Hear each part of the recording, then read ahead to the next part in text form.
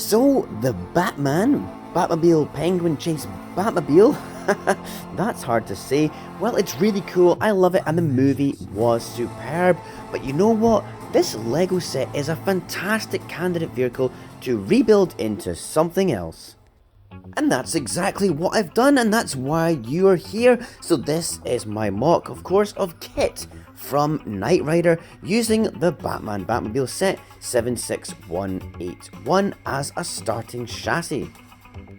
Knight Rider was an awesome show back when I was a kid. It was cheesy and very contrived, but I loved it. And the star of the show might have been David Hasselhoff, but the Hoff to me was second fiddle to the true star, which was his amazing car called KITT.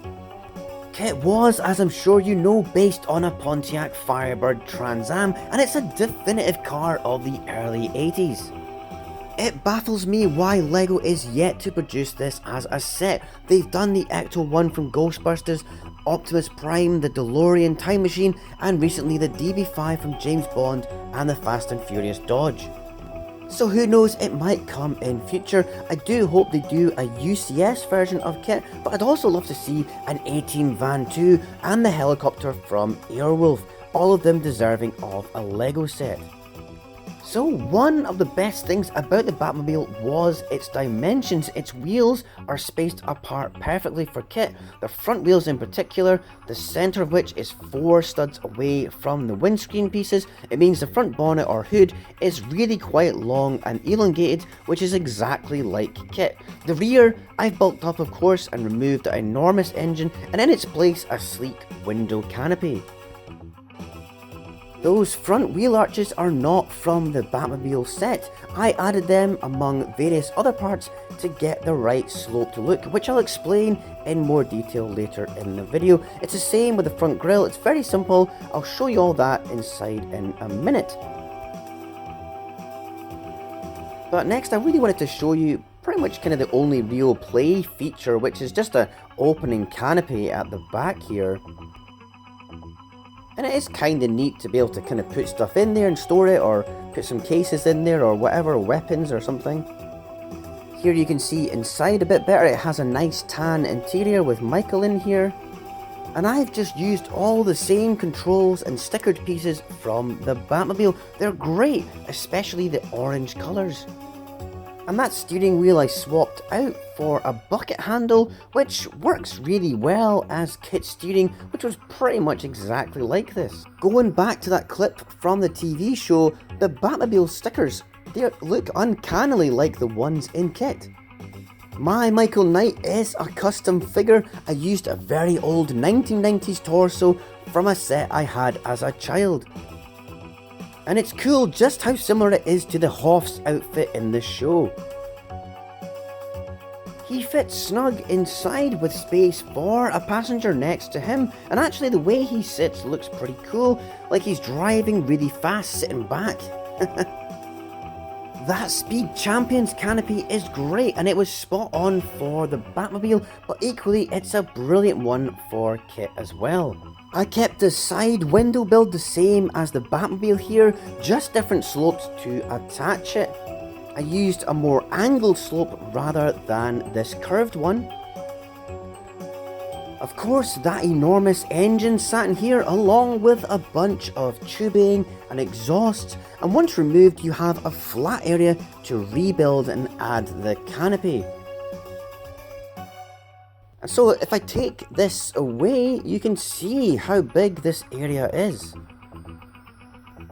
Those black slopes on either side are a dead easy build attached to the trans clear parts, and it gives this rear section the right look to achieve those angles.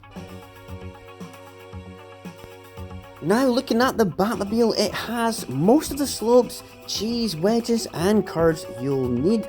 The rear wheels use an archway piece, which is fine, I used it too. However, for the front arches, I removed them and used a different piece, which I'll show you in a second.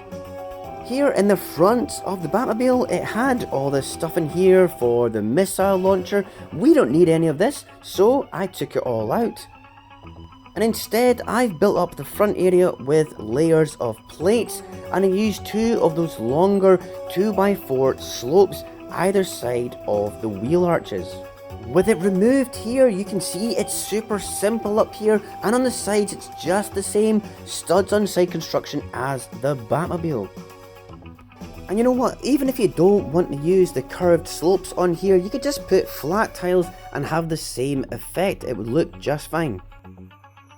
As I was saying, for the front I really wanted a singular curved look, not the blocky fenders, so I opted to use a curved arch piece. This is part number 50967, which is a 1x8 by 1.6 slope. I personally prefer this look than having a raised fender. The real car does have a slight bump over the wheels here, but I'd rather have the bonnet or hood itself have this uniform sloped appearance instead. These lights are done using 3 stud long wing pieces with a snot plate inside to attach the lights. They attach to the chassis like so, and in the middle is this wedge piece, which also didn't come in the Batmobile set, so I had to add that.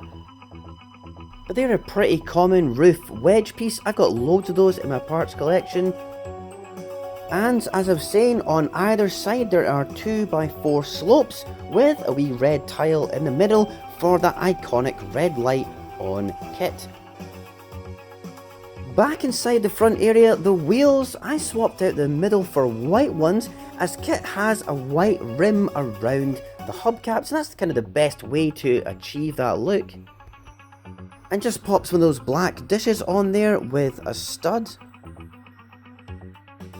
Oh, and here's the original archway pieces from the Batmobile. Like I was saying, I think a full slope over the wheel is better instead to get that look. If I assemble it here, you can see how it's made. I think it's very simple, but it achieves the right look. Also, Kit has an air intake that is offset a little to the left of the driver, so I've done that with 1 stud more to the left. If you don't have those 1x8 curved arch pieces, you kind of won't be able to do this, so you'll have to have them. Ironically, I actually have them from an old Batman set from a few years ago, so it's just a random part I had in my collection, but they look perfect. Now for the rear section, the key thing here is to extend this chassis here at the back by a further stud from this area. I did it with 4 of those 2x3 plates, and underneath I lowered the wheels by 1 plate from the Batmobile to make the wheels level with the front. I blocked this section in with a 1x8 brick and added wedges on top, a few tiles here as well, just to give it a smooth and tiled and stud free appearance. Now I can add a combination of snot bricks and plates to get the rear lights and bumper pieces. There's an ingot in the middle of the bumper and on top as well. For the bumper piece itself, a very simple build with a number plate inset. I don't have a custom one, I just used a random one from my parts collection. The spoiler, again, just simple, a long tile on studs. And underneath for the exhaust, I used those wee modified studs. It's the perfect part for just a wee hint of the exhaust pipe. So I'll put those slopes with the trans clear parts back in, and that back panel for Michael's bit up front as well.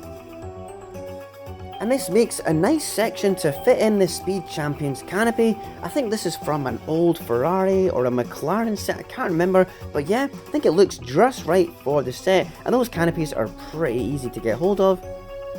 So yeah, I really like it. It's a simple, straightforward build to do. From the Batmobile to this, it's nice to add this iconic vehicle to my collection. I will probably buy another Batmobile though, as I'd like to have both vehicles in the collection. And I really hope I've done it justice, and I hope you attempt this rebuild using the Batmobile too. It's quite cool. Just remember to find those slopes before and use the curved archway pieces instead for the front arches, you know, and I don't do instructions or tutorials. I find it incredibly time consuming, and it always takes ages to build a MOC, then film it, then edit the footage, then record audio. So I hope you appreciate the time constraints. That's why I went into a bit more depth in this video, hence it's a bit longer. Also, if you're a regular viewer, I'm so sorry for the 2-week gap since the last video. I'm currently working on a few side projects for an upcoming LEGO convention. It's my first one, so I'm trying to get a good display organised, and I'll be covering this in a future video. Anyways, thanks for watching until the end, I really appreciate it, and if you enjoyed the MOC, all I ask is to give the video a thumbs up. Thanks so much for watching, and I'll catch you in the next video. Bye!